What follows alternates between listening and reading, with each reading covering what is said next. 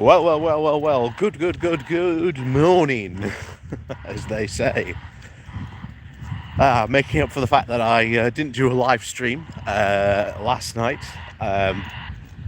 Unfortunately, I had JCI stuff to do last night, so I was speaking with my deputies, sort of who are going to be next year's presidents for JCI, sort of informing them what I'm going to do as the UK national president next year for JCI UK. So yeah, it's all steam ahead essentially in that area, and will probably cause, if I'm fair, some disruption next year to the Good Morning Walks. But we might have some Good Morning Walks from different locations next year, so that will be, I suppose, a bonus in that area. But as always, good morning to the people joining us. Welcome to this Supreme Thursday Good Morning Walk, or whatever I called it. I can't exactly remember now. But yes, good morning. Full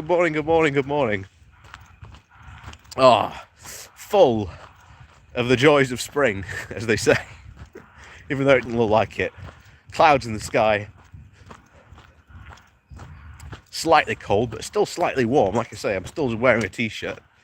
So it's still actually quite warm at the moment. But there we go. Apart from that, things are good. Things are going good. Things are going very interesting at the moment in terms of sort of, UK political wise. As you know, we're pretty much entering strike central. The RMT still going on strike. We've got strikes at Felixstowe going on.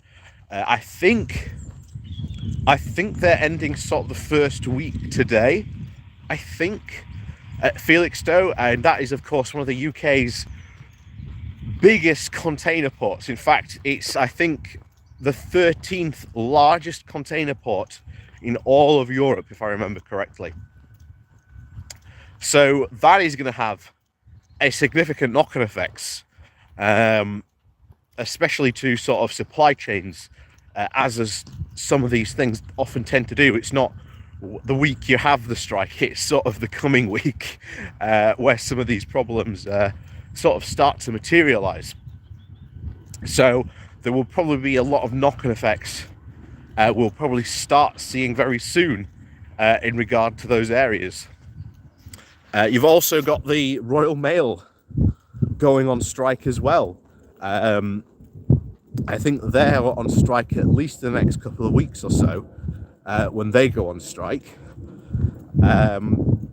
Criminal barristers also going on strike as well, indefinitely from the 5th of September.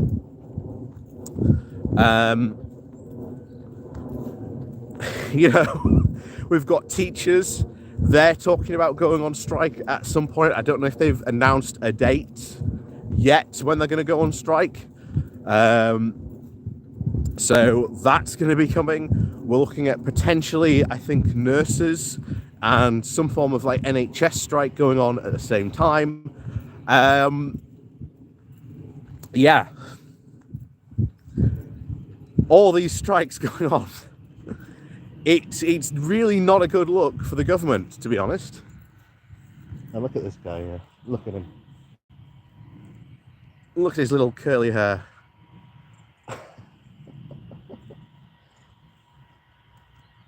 I like how his mane is all white and then he's just got that little gingery tuft at the end. And no one in the government seems to be really that interested in actually trying to solve these strikes.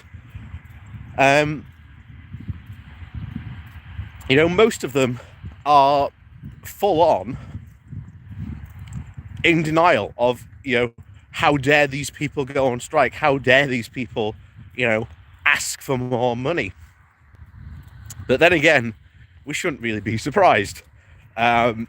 Because we are in this situation because of Tory ideology, Let's make no two bones about it.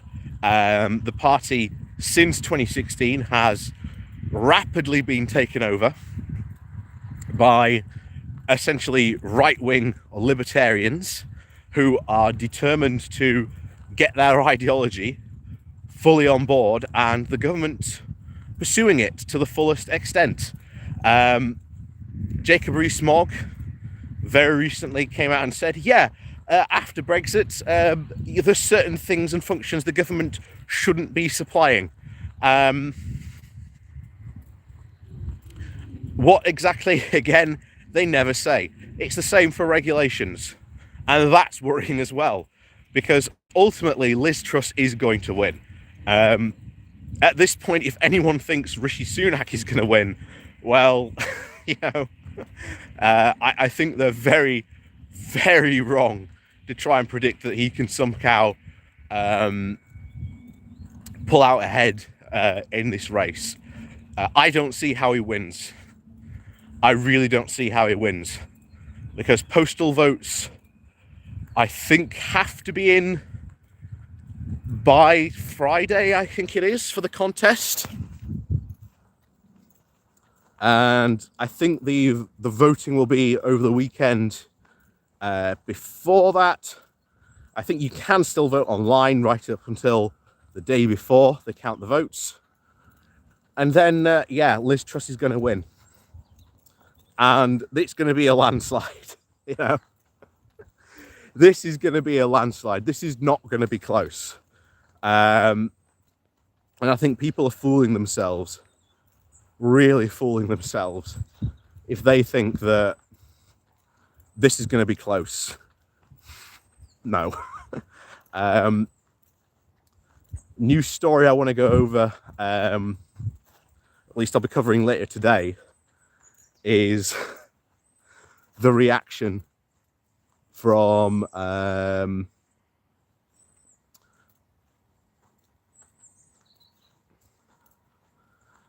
at least some of the reaction from how the main moderate Tories have been reacting to Liz Truss and their realization that she's going to win. Needless to say, morning boy. Needless to say, a lot of them are not impressed.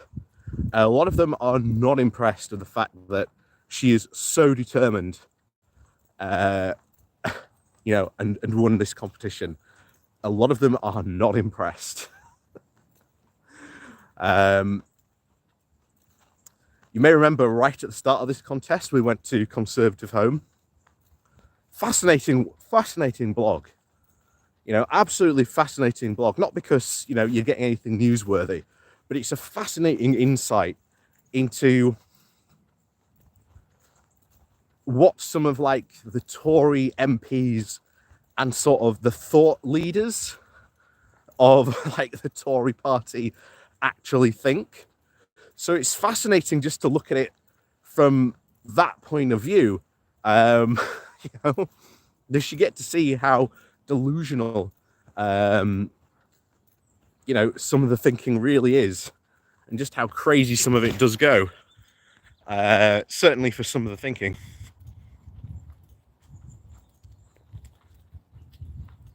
Oh. Ta-da. Two nice little folds here.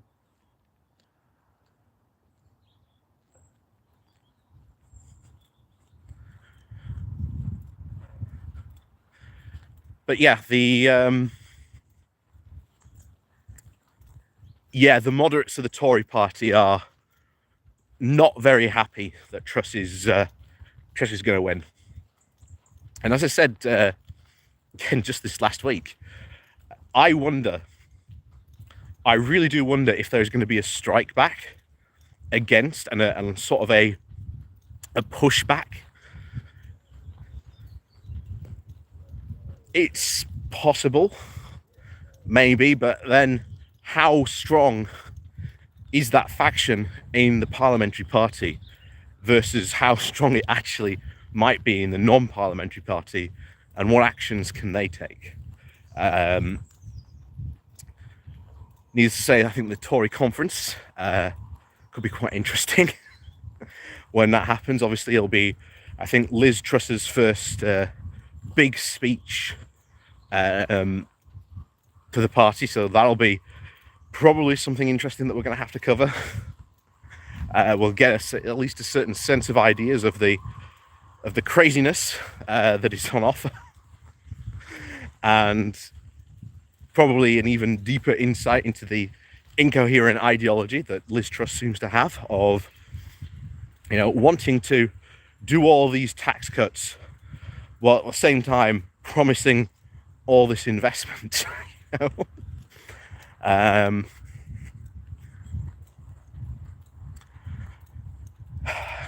I've said it before and I've said it many times.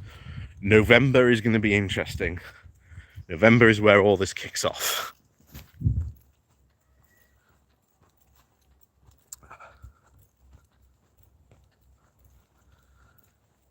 That is the, I suppose, the end of, or well, at least the start of something.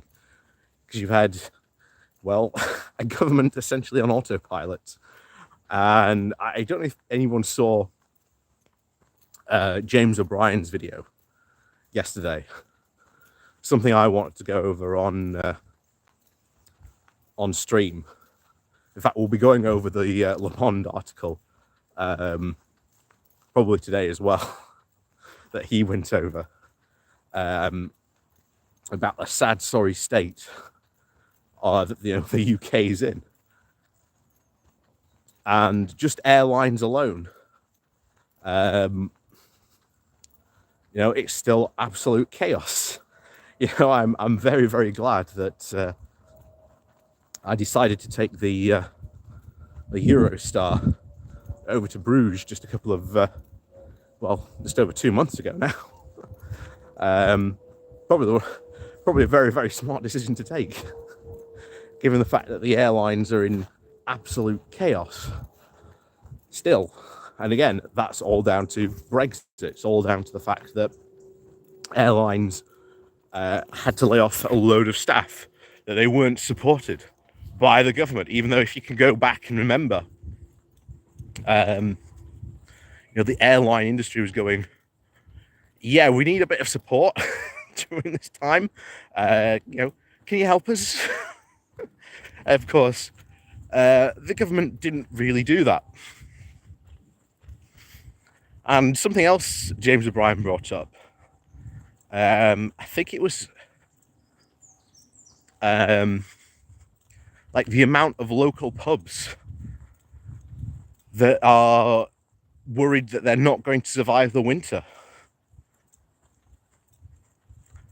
And that all comes down to, the energy bills. And I think that we've talked very, very often on this channel about, the sort of the residential and sort of the people element, in this rising time of energy costs. And of course, it is right that we do talk about them. But I haven't seen a lot of people really talk about what the impacts are going to be on business of these rising energy costs. That should worry, I think, just as many people, just as the situation is in, residential industries.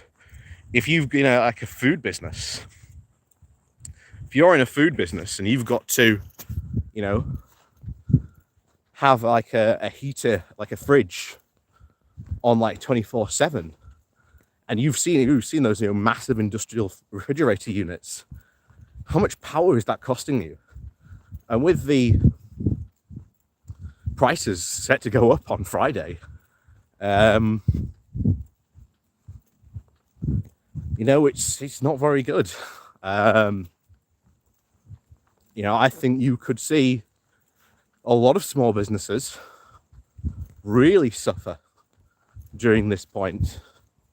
And not only just small businesses, but medium and maybe some even large businesses suffer. And then what do they do to try and see themselves and try and survive the winter themselves, I certainly worry that we might be looking at a lot of job layoffs. I certainly get that feeling that could be the case for some of these industries.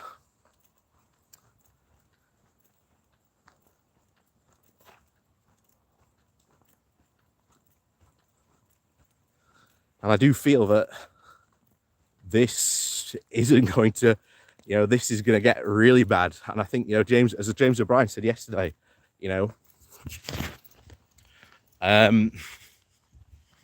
we're being viewed, especially by a lot of other countries, as losing our status as an advanced economy. And we're now taking on a lot of hallmarks, according to a lot of other industrial, well, at least industrial and economical analysis. We are starting to look more and more like a developing economy, and we're losing a lot of our status, we're losing a lot of our prestige. Businesses will stop coming, will stop investing, and that will have other knock-on effects.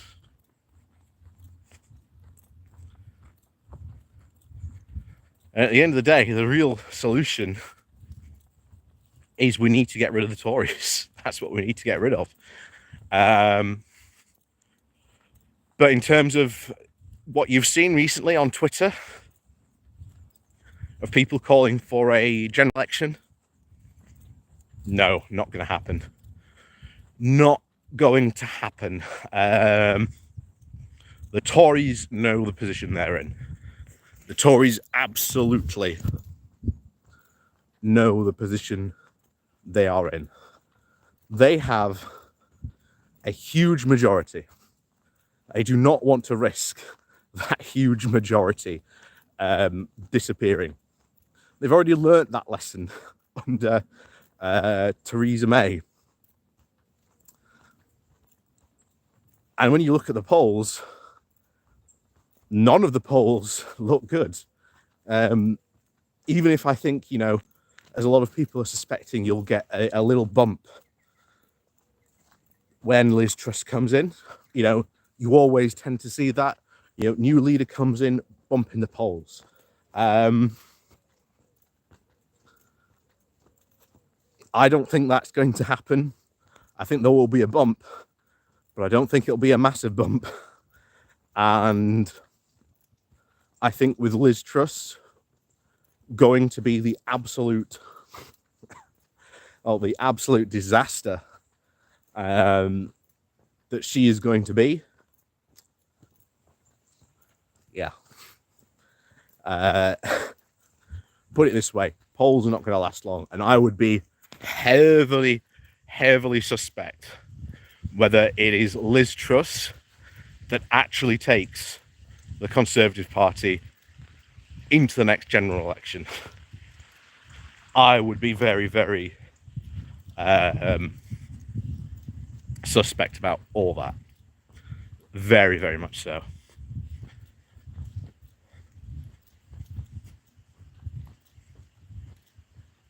So could Boris Johnson make a comeback? Well, as I've said before, it's the worst kept secret in Westminster. So, it's possible. It is absolutely certainly possible that that could be the case.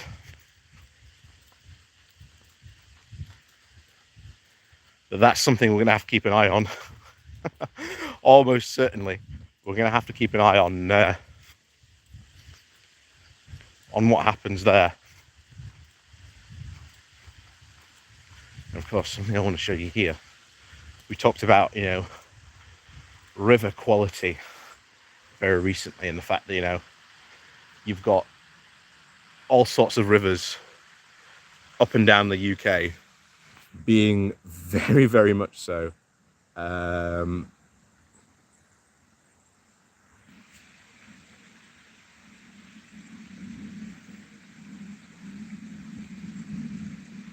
Oh my! I've had all this chat and I haven't even seen it.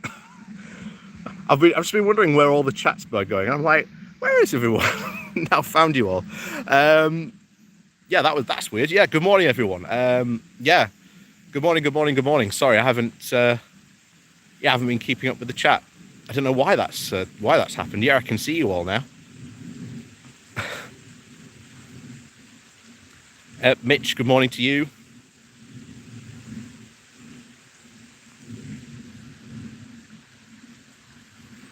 There we go.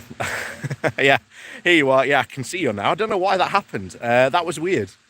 Yeah. But yeah, I can see the chat now. Yeah. But this is one of the big rivers. It cuts right through Barnsley, and just up there, you can't really see it. I'm pointing to it, but you can't see it. Just up there is actually a sewage treatment plant, and their outflow comes into this river. So it is very likely.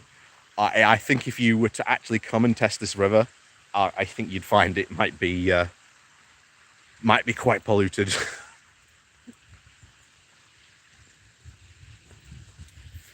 But then again, so are many other rivers in that as well. Oh, Pretty Bird, greetings to you. Like I say, say hello in chat if I've missed you or anything like that. You know, pipe up and say hello. Like I say, I don't know why that happened. That's weird. So I was wondering, like, normally I can see you all. I can see that you're all there, but none of you. I can't see any messages, and when I'm sort of scrolling, I can't see any of you. But yes, good morning to everyone who I've missed. Like I say, if you've been commenting, I'm sorry that I missed your comments. Technical fun and all that. Oh, Jay, good morning to you.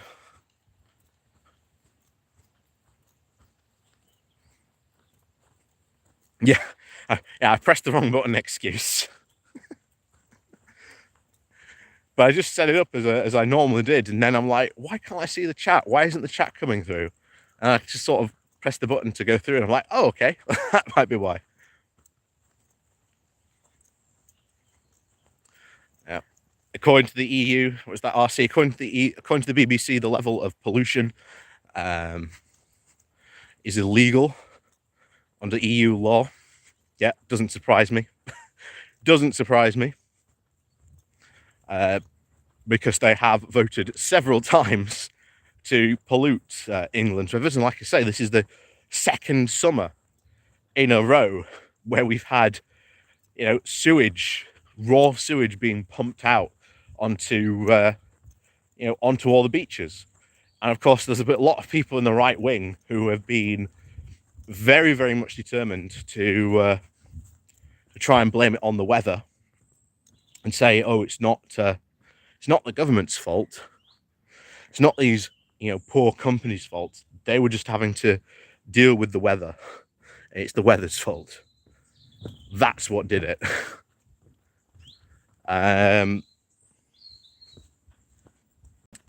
Yeah, it doesn't look like that, considering this is the second summer in a row this has happened.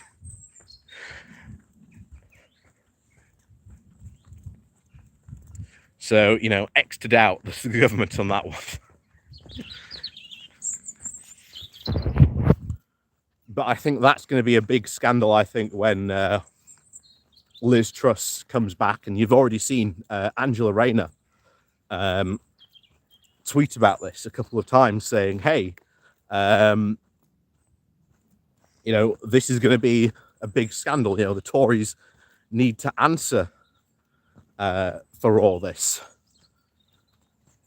So expect probably the first thing Liz Truss might have to deal with is a massive sewage scandal about what's been going on here. But this is a perfect example, by the way, for us to sort of strike back, because the part of the reason why this happened was the Brexiteers wanting to get rid of EU regulation in and around all this. So this is one of those areas where we can go, oh yeah, these Tories wanted to get rid of all this EU regulation.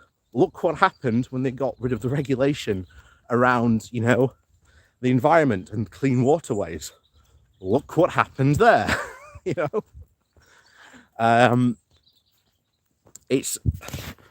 It's something really the public really needs to be made aware of. I think there we go. So I think that's potentially what's going to happen. Oh, Tilly. Hopefully, Truss will take the Tory ship below the surface, and Starmer will gain into power the next GE. With Truss here, I'm already planning. If she wins the next GE to go to Ireland or Scotland. Yeah, always good to have an escape plan. Fox, yeah, Liz Truss won't deal with anything. Yeah, she exactly won't deal with anything. We've got the Northern Ireland Protocol, still a problem, still not really a solution. There's a massive group of Northern Ireland businesses got together to recently and released a big statement saying, yeah, this solution that the British government wants to put forward for like creating a two-tier system, not going to work. So we've got that video actually coming out this afternoon. David, hello to you.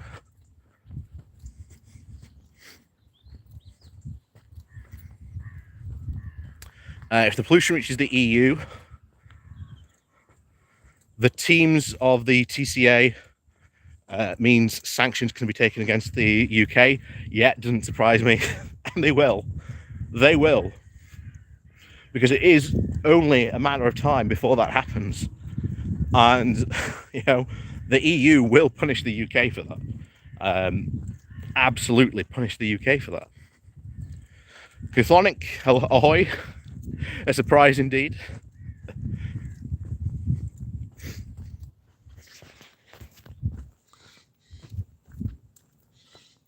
Oh, Tilly, the potential plus side of Truss is that she may keep the Tories out of power for a couple of general elections. Yeah, that is the potential, actually. A lot of people have been comparing this to this being this generation's winter of discontent. And a lot of people that sort of grew up on the, very wrongly, the idea that Labour was to blame for all that. And yeah, there were some problems, they had back then, but they were actually turning it mostly around by that point. The thing we have here compared to sort of, this new winter of discontent is that there is no turnaround happening. And this isn't just in like one sector. It's not just the economy taking a dip. It's the economy taking multiple dips. And there's a lot of people now saying that because of this and because of these actions, basically you're looking at a generation, whole generations of people who are not going to vote Tory, who will remember this time very, very badly and will want to get away from this Tory free market libertarian ideology that they've really started to spawn, because that is what he's calling it.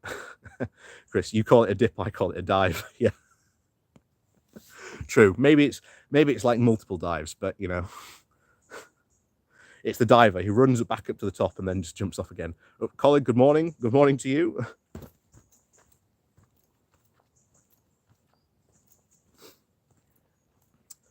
Tilly, you see this similar to Major losing big. Yeah, that is true. I do agree with that. I think one of the things that we are, and I do want to talk about today, is there's a lot of people still going around going, oh, Labour doesn't have a plan, they don't have policies or anything like that. But one of the stories we're going to go over, I'd like to go over today if I get the chance to, is the fact that no, Labour does have a plan. They've talked about it multiple times. You know, you've got Angela Rayner and Rachel Reeves on the front bench talking about what they would do in power and the ideas they've got about, you know, linking up with like a green revolution and sort of bringing that with like, you know, manufacturing back in. So it's all there. Oh, morning. Oh. So it's all there. But I just think there's a lot of people that just aren't really interested in paying attention to the ideas and policy that's being put forward. Like I say, if you don't believe me, then follow Ed Miliband on Twitter. Now, you know, Ed Miliband's been constantly bigging up all these ideas that Labour want to do and sort of talk about and the solutions. So they're all there. The big problem is we've talked about this before, is Labour's a big tent party. Or it has to be a big tent party because of our current electoral system. So if it really is to sort of win elections, it has to win on a wide coalition. You know, we've talked about this before. I don't know how many times when you look at voting intentions of people, you know, are you left or right? And it's the same thing every time. You've got like 25% of people go on the right, 25% of people go on the left. Sometimes it can be smaller than that, depending on which one you look at. But the massive one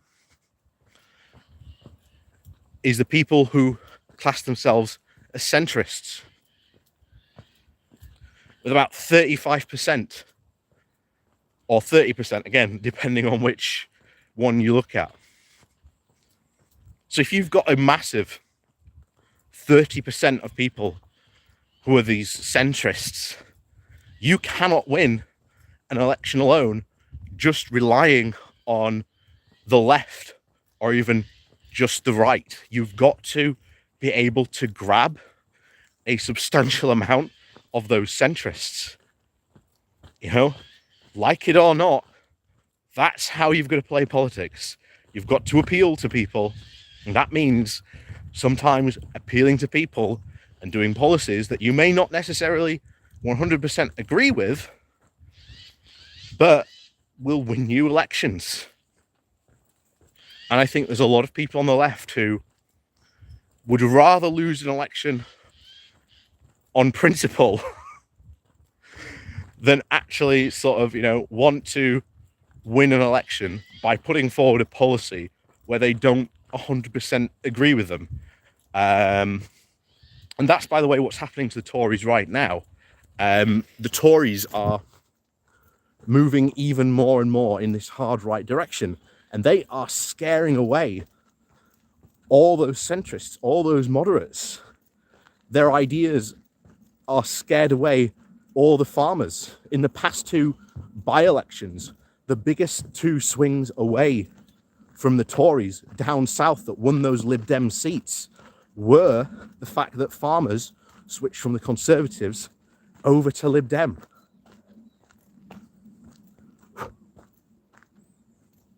So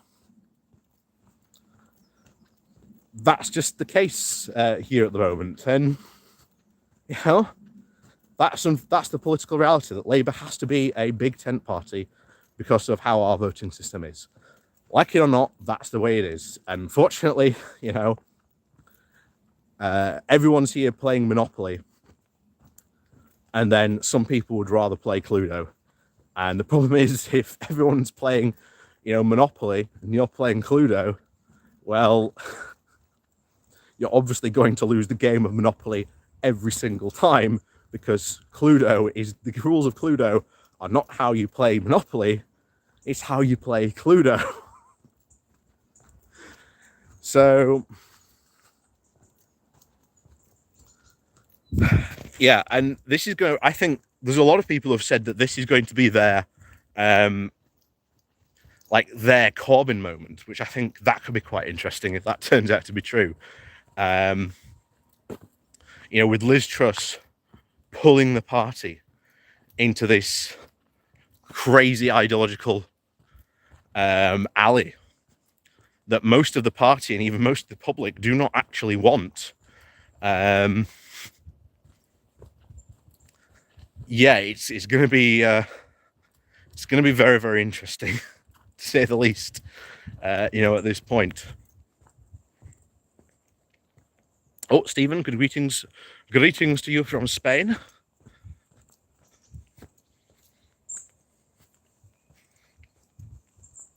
And we've also got that audio as well from Truss about saying, how bad, UK workers are, and,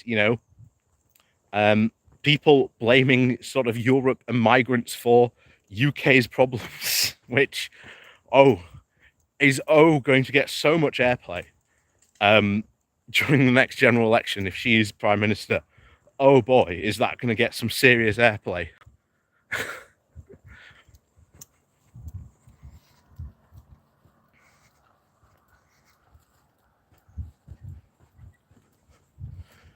So, yeah,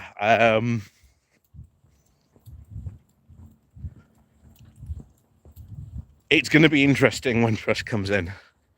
It's going to be very interesting. Oh, good morning, Doctor. Is it Dr. Wartby? Dr. Wartband, good morning to you. You just got up. Tilly, you want Starmer to win at least 320 seats so they can create an alliance with the Lib Dem, and the Lib Dem will probably demand proportional representation, which in my view is the most important policy of this for this country. Yeah, I agree. I've said numerous times, it's not just changing the voting system for how we elect MPs. I want that change as well. I agree it's massively important. That's why, again, you should support Labour for PR and support, motions for PR. Hopefully, I've just done some voting for the Labour conference, and I've put as my first choice. There was only one person who said that, their priority was to get, proportional representation. So as far as I was concerned, she gets my number one top vote, because that's what we want. And I hope this time we can actually pass it. Because remember, last time it passed on the floor with votes from party members, but it was the unions that killed it. So hopefully this time, the unions will back it. Because if we can get that as a policy, that will make a massive change in British politics. Massive. Not only that, but also we need to reform the House of Lords. If we can't get voting reform for the House of Commons, then at least we need to look at a serious push to reform the House of Lords and get that reformed and get that sorted out. Because that is also, if we got that changed, that would be a massive change in British politics as well.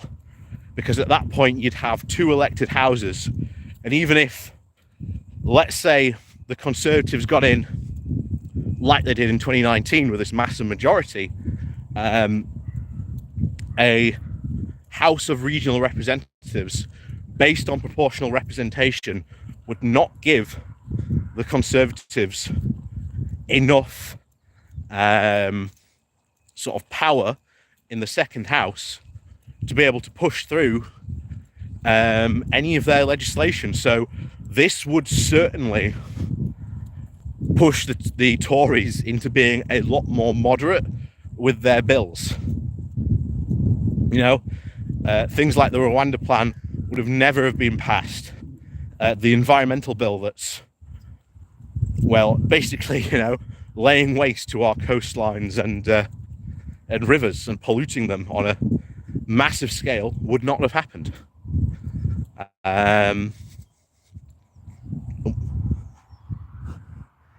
Tiny horse.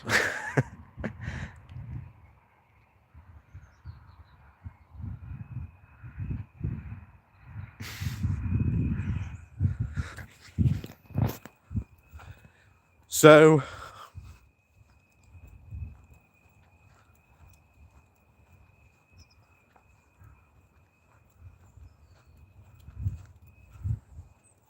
yes, Starmer has talked about it. In fact, Gordon Brown is currently leading a constitutional review that is expected, I think, to report back sometime soon, actually. I'm not 100% sure when he's meant to report back, but that's meant to report back soon. And that is expected to put forward the idea that Labour should be pushing for PR.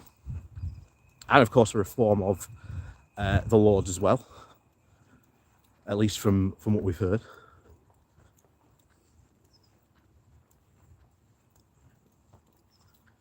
So that will be quite big when that gets eventually brought back. Like I say, I think it's sometime soon he's meant to be reporting back about it. So, like I say, I'm keeping an eye out for it. Because it's definitely worth a stream going over that when he brings that back, that particular report. So we will be going over that on stream when that eventually drops. Like I say, it should be sometime soon. Is Labour facing a funding crisis? Unfortunately, potentially, maybe. I don't know. And this is two ways. I suppose you're making comments to, or at least referring to Peter Mandelson's comments that Starmer needs to step up, trying to solicit more private donations. And the reason why they need to do that, guys, is because so many of you decided, oh yeah, I don't like Starmer, so I'm just going to leave the Labour Party. And that's left them high and dry. That's left them very high and dry. So if anyone on the left ever complains that Labour is having to go to and attract more private donors, guys, you've only got yourselves to blame. You were the ones that ran a massive campaign saying to defund the party, and leave the party, and leaving it with, well, less funding,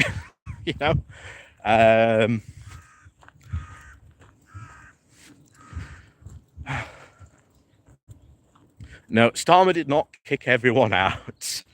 Starmer did not kick everyone out. That's not true. Lots of people left of their own volition because Starmer kicked some people out, not all people out, some people out.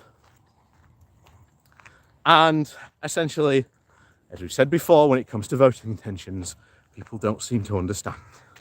Labour has to be a big tent party. Like it or not, a lot of people have to come to terms with that. Semantics. It's not semantics is important, it's the fact.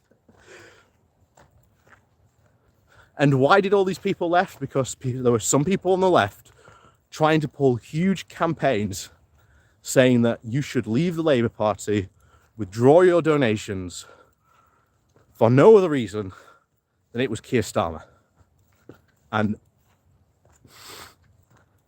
that was the problem. Was Corbyn anti-Semitic? No. No, Corbyn wasn't anti-Semitic. The problem was he walked blindly into many front doors that were allowed for him to be interpreted that way, which is his own fault. And he should have had a pushback. He should have taken control of the party. And he didn't. I've said before, Corbyn was not a good leader. That's something that the people on the left really need to come to terms with. Corbyn, was good on ideology, good on, some policy, not all policy.